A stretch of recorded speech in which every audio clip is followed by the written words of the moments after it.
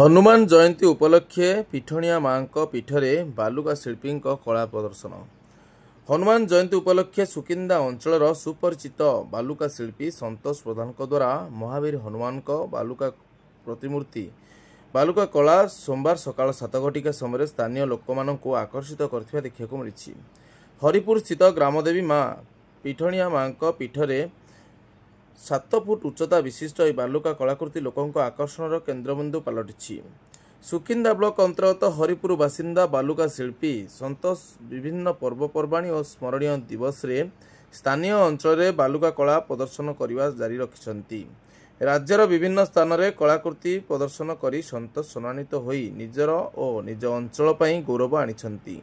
ग्रामांचल रोहुतिबा संतोष बिना तालीम रे एभली कलाकृति प्रदर्शन करुवा समस्त को आश्चर्य करिछि।